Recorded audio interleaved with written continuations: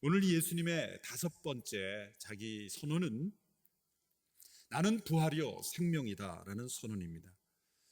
예수님의 이러한 선언은 요한복음 11장에서 베다니에 사는 나사로가 죽은 지 사흘째 되던 날에 그의 누이 마르다에게 예수님께서 주신 말씀입니다. 이미 우리는 나사로가 다시 살아나는 사건을 얼마 전에 설교를 통해서 함께 이미 살펴본 바 있습니다. 오늘은 특별히 예수님의 이 자기 선언 25절과 26절에 나오는 나는 부활이요 나는 생명이니라는 이 선언에 초점을 두어서 말씀을 드리게 되겠습니다. 예수님은 슬픔과 그리고 두려움에 빠져있는 마르다에게 이렇게 말씀하셨습니다. 내 오빠가 다시 살아날 것이다 말씀하셨습니다. 자, 이러한 예수님의 말씀에 우리가 기대하는 믿음이 있다고 한다면 기대하는 대답은 무엇입니까? 그것은 바로 아멘, 믿습니다. 아니, 믿음에 이르기 전에 놀라기라도 하면서 아니, 제 오빠가 다시 살아난다고요? 놀라움과 함께 예수님이 말씀하시면 믿습니다. 이런 믿음을 기대할 수 있습니다. 그런데 이 마르다의 대답을 보면 내 오빠가 다시 살아날 것이다 라는 말씀에 아멘으로 응답하기보다는 다른 대답을 했습니다. 그 대답이 바로 24절의 말씀에 나와 있습니다. 24절의 말씀을 우리 같이 한번 읽어볼까요? 시작. 그가 마지막 날 부활 때에 다시 살아나리라는 것은 제가 압니다. 너무나 차분하고 너무나 당황하지 않게 자기가 알고 있는 것을 말합니다. 주님, 제가 알고 있습니다. 제 오빠가 마지막 날에 다시 부활할 것을 알고 있습니다. 자, 이게 무슨 의미일까요? 예수님은 지금 내 오빠가 다시 살아나리라 하셨는데 그 말씀에 충격을 받거나 조금도 어떤 반응을 하지 않고 자기가 알고 있는 지식을 말하는 겁니다. 제 오빠는 마지막 날에 다시 부활할 것을 알고 있습니다. 이것이 무슨 의미일까요? 마르다는 그 당시에 바리새인들이 가지고 있던 보편적인 상식과 같은 믿음을 말하고 있는 겁니다. 당시에 바리새인들은 그래도 구약을 많이 읽었던 사람들입니다. 바벨론 포로 시대에 바리새파가 생겼지 않습니까? 성전이 없어지고 그들이 이방 땅에 살기 시작하면서 말씀을 부지런히 연구해서 가르치면서 바리새파가 생겼습니다. 그 기원은 아주 좋은 것이었습니다. 그리고 좋은 그런 역할을 했습니다. 그러나 예루살렘에 돌아온 바리새파들은 정치적이 됐죠. 그래도 이 사람들은 구약을 알았던 사람이기 때문에 죽은 자의 부활을 믿었다는 것입니다. 구약을 통해서 볼 때 죽은 자의 부활은 있는 것이다. 그들의 마음속에 믿음이 있었어요. 마지막 날에 죽은 자가 다시 살아날 것이라는 걸 믿는 믿음이 있었어요. 반면에 사두개파 사람들은 죽은 자의 부활을 인정하지 않았습니다. 그들은 성전을 중심으로 또 어떤 정치적인 세력이었기 때문에 믿지 않았죠. 마르다는 그 당시에 바리새인들이 가지고 있던 이 부활에 대한 믿음을 가지고 있었던 것입니다. 그리고 이렇게 말하는 것입니다. 주님, 제가 압니다. 마지막 날에 제 오빠가 다시 살아날 줄을 압니다. 그러나 무엇인가 우리에게 좀 아쉬운 느낌이 들지 않습니까? 예수님께서는 내 오빠가 다시 살아나리라 하셨다면 네, 믿습니다. 지금 다시 살아날 줄로 믿습니다. 그렇게 응답해야 될 것을 기대하는데 마르다의 마음속에는 힘이 없어요. 조용한 목소리로 제 압니다. 마지막 날에 다시 부활할 것을 압니다. 왜 안다라는 단어를 썼을까요? 믿는다라는 단어와 안다라는, 여기서 마르다가 안다라는 것은 그냥 정보로서 아는 것입니다. 부활에 대한 믿음이 살아있는 믿음, 살아 역사하는 믿음으로 움직이는, 지금 오빠가 죽은 상태에서 모든 좌절과 낙심과 두려움을 극복하는 그 부활에 대한 믿음이 아니라 마지막 날에 부활할 것을 제가 압니다. 상식과 정보의 수준으로 그렇게 추락해버린 거죠. 오늘날 많은 그리스도인들이 부활절을 기억합니다. 미국에서는 부활절 날 성도들이 가장 많이 빠집니다. 그냥 부활절 연휴가 제일 길기 때문에. 근데 어떤 분이 왜 이렇게 많이 빠지냐 그랬더니 미국에서 누가 그러더라고요. 부활절만 되면 목사님이 똑같은 설교하지 않습니까? 우린 다 압니다. 설교 안 들어도 다 알고 있습니다. 예수님 부활하셨다는 거 아닙니까? 다 아는데 뭘 또 들어야 됩니까? 그렇게 변명하는 사람이 많다라는 거죠. 그 사람들의 말이 정말일지도 모릅니다. 정말 부활절만 되면은 가슴이 두근두근 됩니다. 오늘도 똑같은 이야기를 해야 되는구나. 작년에도 설교했는데 열심히 설교 준비를 해 자료를 찾고 준비해 보면 작년 설교와 별의 반 차이가 없어요. 성도님들이 많이 잊어버려 주기에 다행이지. 오늘 교회 성도님들은 기억이 좋아서 잊어버리진 않으세요. 저거 재작년에 말씀하신 건데, 작년에 말씀하신 거. 그렇습니다. 예수님이 부활하셨다는 것 외에 부활절 다른 메시지가 있을 수 있겠습니까? 다 아는 겁니다. 그런데 중요한 것은 이 태도에 있어요. 부활을 믿는 믿음의 능력이 현재 나타나지 않고 부활절 메시지 다 압니다. 아는 수준에 머무르게 되는 거죠. 부활의 신비, 부활의 능력, 부활의 찬란한 영광이 내가 알고 있는 종교적 지식, 교리적 정보가 돼버린 거예요. 여러분 가운데 예수님이 실제로 부활하셨다는 사실을 믿으십니까? 말한다면 부인하는 사람 아무도 없을 거예요. 제가 알고 있습니다. 부활절의 메시지를. 마르다의 태도입니다. 이 마르다의 대답은 오늘 모든 그리스도인들이 쉽게 가질 수 있는 그런 태도를 보여주는 거예요. 예수님이 실제로 부활하셨습니다. 그 역사적 사실을 믿는 것과 오늘 나의 삶 속에 부활의 능력을 체험하는 것은 별개일 수가 있다는 거죠. 그래서 오늘 예수님께서는 부활이요 생명이라는 이 두 개의 단어를 사용하신 것이라고 생각합니다. 예수님은 나는 부활이다. 이것은 부활은 객관적인 사건입니다. 부인할 수 없는 역사적 사실입니다. 무덤은 비었고 예수님은 다시 살아나셨습니다. 그 증인들이 복음서에 나타나고 있습니다. 500여 명의 제자들이 만났습니다. 개별적으로 만났습니다. 부활의 증거가 분명히 존재합니다. 그러나 그것은 엄연한 객관적 사실입니다. 그것이 오늘 나의 삶 속에 능력으로 역사하기 위해서는 부가적인 것이 필요합니다. 예수님은 이렇게 말씀하신 겁니다. 나는 부활이다. 그러나 나는 부활 그 이상이다. 부활이라는 객관적 사실에 머무르지 않고 이것이 너희 각자의 삶 속에 역사하는 나는 그 부활 이상이다. 부활 이상이 무엇입니까? 생명이라는 거죠. 나는 부활일 뿐만 아니라 나는 또한 생명이다. 이 생명은 부활을 통해 얻은 생명입니다. 부활의 목적입니다. 그리고 이렇게 말씀하셨습니다. 나를 믿는 사람은 죽어도 살겠고 살아서 나를 믿는 사람은 영원히 죽지 않을 것이다. 나를 믿는 사람은 죽어도 살겠고, 예수님은 이렇게 말씀하지 않으셨어요. 나를 믿는 사람은 죽어도 다시 살겠고, 그렇게 말씀하지 않으시고 죽어도 살겠고, 이것은 죽은 것이 아니라는 겁니다. 하나님의 사전에는 죽음이란 존재하지 않는 거죠. 죽음이란 이교적인 용어라는 것입니다. 예수님은 나사로를 부르실 때, 다시 살리실 때 그 앞에서 주문을 외우지 않으셨어요. 어떤 주술적인 행위를 하지 않으셨습니다. 종교적인 의식을 하지 않으셨어요. 나사로가 마치 지금 무덤 속에 살아있는 사람처럼 말씀하셨죠. 나사로야 나오너라. 예수님은 나사로가 죽은 것이 아니라 잔다고 말씀하셨어요. 죽어도 살겠고 그것은 죽은 것이 아니라는 것입니다. 우리에게 죽음은 더 이상 의미 없는, 단지 문을 통과하는, 마치 여행을 떠나는 것 같은 그런 사건이라는 것입니다. 그러나 나사로가 다시 예수님의 말씀대로 살아났지만 그 나사로가 다시 얻은 생명과 예수님이 부활을 통해 얻은 생명과는 전혀 다른 차원의 생명이죠. 나사로는 다시 살아났지만 죽었습니다. 그것은 나사로가 다시 살아났지만 예전의 생명의 상태로 다시 되돌아간 것에 불과한 거예요. 자연의 법칙이 역전되어서 과거에 그가 살아있을 때, 자연적 생명을 가지고 있을 때의 생명의 상태로 되돌아간 것뿐입니다. 그러나 예수님의 생명, 부활을 통해 얻어진 이 생명은 전혀 새로운 생명입니다. C.S. 루이스는 이걸 가리켜서 예수님의 부활의 생명은 새로운 자연이다, 이렇게 설명했어요. 새로운 자연이다.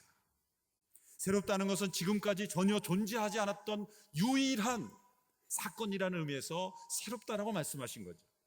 자연이라고 설명하신 이유는 무엇입니까? 자연 법칙처럼 우리 모두가 예수님처럼 동일하게 씨를 심으면 열매가 나듯이 예수님의 부활처럼 우리 모두도 자연 법칙처럼 부활은 일어날 것이다. 그런 의미에서 C.S. 루이스는 예수님의 부활은 새로운 자연이다.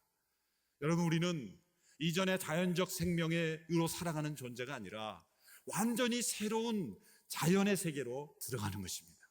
전혀 새로운 자연. 여러분, 부활은 역사적 사건이죠. 예수님이 나는 부활이요, 왜 생명이라는 단어를 추구하셨겠습니까? 제자들은 예수님이 부활하셨다는 것을 보았어요. 경험했어요. 예수님을 만났습니다. 그 음성을 들었습니다.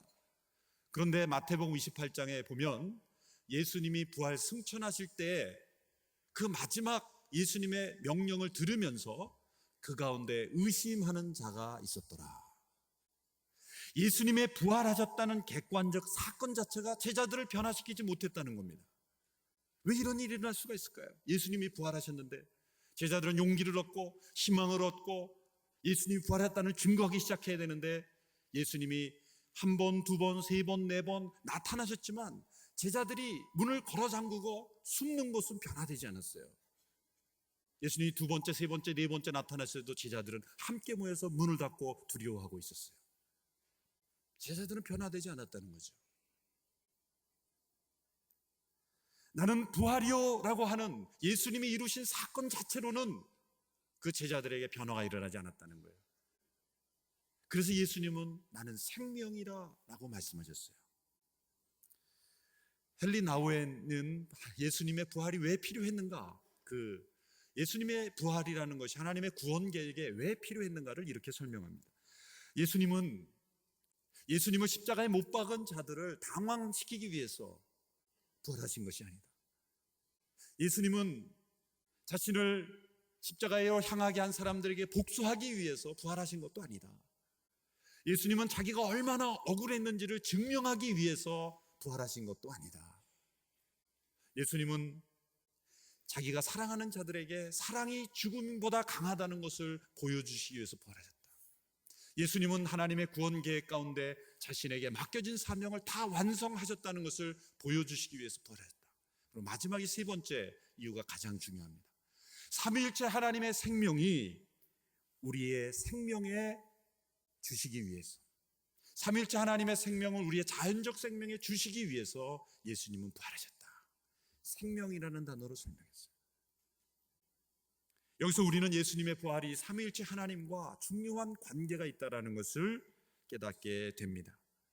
예수님의 부활로서 하나님의 구원 계획이 다 끝난 것이 아닙니다. 남아있는 일이 있습니다. 그것이 무엇일까요? 제자들의 모습을 보면 무엇인가 일이 남아있다는 걸 알게 됩니다. 예수님이 부활하셨음에도 불구하고 왜 제자들이 능력이 없는 것일까? 그들은 여전히 두려워하고 불안하고 있는 것일까? 아직 생명이 그 안에, 생명의 능력이 부여되지 않은 거예요. 마지막 남은 일은 무엇입니까? 삼위일체 하나님의 구원 계획 가운데 마지막 남은 일은 이 삼위일체 하나님의 생명이 제자들의 마음의 생명으로 임하는 것입니다. 우리의 안에, 우리의 생명에 하나님의 생명이 부어지는 것입니다. 내주하시는 것입니다. 우리 속에 하나님의 생명이 거하시는 거예요. 로마서 8장 9절에서 11절의 말씀을 보십시오. 로마서 8장 9절에서 11절의 말씀을 우리 같이 한번 읽어보겠습니다. 시작. 그러나 하나님의 영이 여러분 안에 거하시면 여러분은 육신에 있지 않고 성령 안에 있습니다. 누구든지 그리스도의 영이 없으면 그리스도의 사람이 아닙니다. 그러나 그리스도가 여러분 안에 계시다면 몸은 죄로 인해 죽으나 영은 의로 인해 살아 있습니다. 예수를 죽은 사람 가운데서 살리신 분의 영이 여러분 안에 거하시면 예수를 죽은 사람 가운데서 살리신 분께서 여러분 안에 거하시는 자기 영으로 인해 여러분의 죽을 몸도 살리실 것입니다.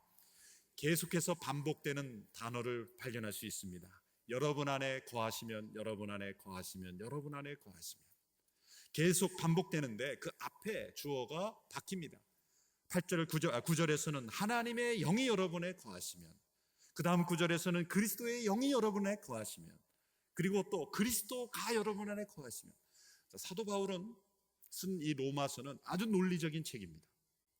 단어 하나하나가 아주 중요한 심사숙고해서 기록한 책입니다. 자, 9절에서 하나님의 영이 너희 속에 거하시면 그러면 10절에도 하나님의 영으로, 11절에도 하나님의 영으로 설명해야 되는데 왜 자꾸 단어를 바꾸는 것일까요? 바울이 지금 치매 증상이 있어서 자꾸 앞에 쓴 단어를 몰라서 바꾸는 것일까요? 중요한 의미가 있습니다. 여기 보면 삼위일체 하나님이 등장하고 계십니다. 하나님의 영이 등장하고 그리스도의 영이 등장하고 그리스도 그분이 등장합니다. 여기서 왜 예수님이 부활하심으로 이루시고자 하는 하나님의 구원 계획이 무엇인가? 그것은 예수 그리스도께서 죽은 자 가운데 부활하심으로 이제는 하나님의 영이 그리스도의 영으로 우리 속에 내주하시기 위해서, 생명이 되시기 위해서 부활하신 것입니다. 부활의 목적은 생명으로 우리 안에 거하시는 일이에요. 우리 안에 임하시는 거예요. 우리 속에 내주하시는 성령의 사역을 위한 것입니다. 앤드류 머레이 목사님 이것을 가리켜 하나님의 영원한 생명이 인간의 생명 자체가 되는 것이다, 이런 표현을 썼습니다. 우리는 왜 이제 예수님께서 자신의 이름을 소개할 때 나는 부활이요 라고만 소개하지 않으시고 나는 생명이라 덧붙였는지를 알 수 있게 됩니다. 예수님께서 자신의 이름을 부활이라고 소개하실 때 그것은 자기가 예수님께서 죽은 가운데 다시 살아나셔서 제자들 앞에 서실 때 예수님의 이름은 나는 부활이요입니다. 그러나 거기에 머무르지 않고 제자들과 함께 계신 것이 아니라 이제 그리스도의 영으로, 하나님의 영으로 예수님께서 제자들 속에 내주하심으로써 예수님의 이름은 나는 생명이라 라고 말씀이 되는 것이죠. 이 생명은 자연적 생명이 아니라 영원한 생명, 그리고 죽음도 무너뜨릴 수 없는 생명, 어떠한 상황과 형편 가운데서도 두려워하지 않을 수 있는 생명, 이 하나님의 삼위일체 생명이 우리의 생명에 접붙임받아요. 우리의 생명에 부어지는 거예요. 그러니까 우리가 호흡하고 있는 생명은 자연적 생명이 아닌 것으로 믿으시기 바랍니다. 하나님의 생명을 우리는 살고 있는 거예요. 찬양 가운데 나의 사랑, 나의 생명, 나의 예수님, 그런 찬양이 있죠. 그래서 예수님이 자신을 나는 부활이요 나는 생명이라 할 때 우리는 어떤 고백을 해야 돼요? 예수님은 나의 부활이요 예수님은 나의 생명이십니다. 이런 고백을 해야 합니다. 우리 함께 고백해 볼까요? 예수님은 나의 부활이십니다. 예수님은 나의 생명이십니다. 예수님이 부활하신 것은 객관적인 사건입니다. 그것은 우리가 믿든지 믿지 않든지 수많은 사람들이 부인하건 부인하지 않건 간에 예수님이 부활하신 것은 사실입니다. 이제는 그것을 믿는 것에 머무르는 것은 우리의 신앙이 아닙니다. 그런 신앙의 출발일 뿐입니다. 진정한 신앙은 그 부활하신 주님이 영으로 내 안에 계시는 것입니다. 영으로 내 안에 생명으로 임재하시는 것입니다. 나의 생명이 되신 주님으로 고백하는 거예요. 그래서 나의 생명이 되신 예수님을 고백한다는 것은 이 삼위일체 하나님이 내 안에 온전히 다스리고 나를 주관하시는 거죠. 그래서 이 삼위일체 하나님과의 관계가 점점 깊어져야 돼요. 많은 사람이 예수님을 나의 구세주로 고백합니다. 나의 Savior, 나의 구세주로만 고백해요. 예수님이 십자가에 죽으시고 부활하신 것은 나의 구세주가 되신 것이에요. 근데 구세주로 되신 것에서 머무르면 안 됩니다. 그러면 예수님이 나의 부활만 되신 거예요. 나의 생명이 되신다는 것은 My Lord, 나의 주님이 되셔야 돼요. 나의 모든 인생의 주님이 되셔야 되는 거예요. 성령님, 그 성령님이 내가 죽으셨다 다시 부활하신 예수님을 믿을 때 성령님은 내 안에 들어오십니다. 내가 알든지 모르든지 간에 내가 예수 그리스도 주로 고백하는 그 순간에, 나의 구세주로 고백하는 그 순간에 성령님은 내 안에 오십니다. 그런데 문제는 내 안에 오신 그 성령님이 그냥 거주자로서만 계시는 거예요. 어느 책에 보니까 성령님이 내 안에 레지던트로 계신다. 레지던트. 방 하나 내어드리는 성령님 방. 레지던트로. 그런 나의 부활이신 예수님이에요. 부활하신 예수를 받아들일 때 그냥 들어오시는 거예요. 우리가 아무리 거부해도 내가 믿음을 고백하는 그 순간 와 계십니다. 중요한 건 뭐야? 나의 생명이 되시려면 그 레지던트 앞에 P라는 알파벳을 붙여야 돼요. 그럼 어떻게 됩니까? 굉장히 어려운 영어 문제죠? 레지던트 앞에 P를 붙이면 어떻게 돼요? 프레지던트, 나를 지배하시는 분, 나를 다스리신 분, 나의 통치자가 되시는 거예요. 그게 나의 생명이 되신 예수님이라는 말의 의미인 것입니다. 우리 하나님도 하나님이 나를 도우시는 분, 지키시는 분, 헬퍼 정도가 돼서는 안 돼요. 하나님이 나의 왕이 되셔야 되는 거예요. 절대 주권을 가지신 분이 되시는 거예요. 하나님은 나의 절대 주권자인 왕이 되시고, 성령님은 나의 프레지던트가 되시고, 그리고 예수님은 나의 주님이 되시는 이 삼위일체 하나님과 새로운 관계가 되는 거예요. 부활하신 주님이 부활하셨다라는 게 객관적인 사실로만, 정보로서만 존재하는 것이 아니라 그 부활하신 주님 내 안에 살아계시는 거예요. 여러분, 크리스찬이라는 단어에 어떤 분이 쓴 글에 보니까 A를 빼고라는 거예요. A를 빼고. 진정한 크리스찬이 뭐냐? A를 빼는 거예요. 우리가 매일 살아가다 A 그러잖아요. A라는 단어를 딱 빼보면 어떻게 되냐면 Christ in이 되는 거예요. Christ in me. 내 안에 그리스도가 살아계시는 것. 그럼 우리는 담대하게, 겸손하게 이렇게 말합니다. 그리스도께서 그리스도의 영으로 내 안에 살아계신다. 나의 생명이 되신다. 내 안에 사는 것은 그리스도니 죽는 것도 유익함이라. 죽음을 두려워하지 않는 어떠한 상황 속에서도 낙심하지 않고 두려워하지 않을 수 있는 나의 생명이 되시는 예수님이라고 고백하는 거예요. 근본적으로 차이가 있는 것이죠. 근본적으로. 여러분, 이 제자들이 부활하신 예수님을 믿고 만나고 사실을 믿었지만, 그러나 연약했습니다. 불안했습니다. 두려웠습니다. 그러나 예수님 부활하시고 성령이 임하셨어요. 그리스도의 영, 하나님의 영, 그리스도 그분이 제자들 안에 임하셨을 때, 그들 안에 내주하셨을 때 그들은 생명이 살아나기 시작했어요. 죽음을 두려워하지 않고 예수님을 증거하기 시작했습니다. 그들이 함께 만나는 공동체는 로마 사회를 변화시키는 지구상 가장 운동력 있는 공동체가 되었던 것입니다. 생명의 공동체였다는 거예요. 생명의 사람들이 되었다는 것이죠. 여러분, 우리가 이 세상에서 하는 일은 이 생명을 플랜트하는 거예요. 생명을 트랜스퍼 시켜주는 거예요. 생명을, 그들도 하나님의 생명을 받도록 해주는 것입니다. 이것은 성령님이 하십니다. 그리고 우리를 통해서 하십니다. 여러분, 이제 우리는 예수님의 이 도전에 귀를 기울여야 합니다. 내가 이것을 믿느냐? 이 믿음은 예수님이 우리가 부활절마다 듣는 예수님이 다시 살아나셨습니다 라는 것을 그냥 믿는다고만 하면 어떻게 돼버립니까? 마르다처럼, 제가 압니다. 예수님이 부활하셨다는 걸 제가 압니다. 정보로서 추락하고 마는 거예요. 그 지식에서 머무르는 믿음이 되지 않으면 어떻게 됩니까? 성령 안에서 예수님이 나의 생명이 되시는 사건을 체험해야 되는 거예요. 성령님께서 내 안에 거주하셔서, 내주하셔서 나를 완전히 사로잡으실 때 예수님의 부활의 사건이 하나의 정보 사건이 아니라 나를 다스리시고, 나를 통치하시고, 나를 변화시키고, 나를 통해서 일하시는 하나님의 도구가 되는 것입니다.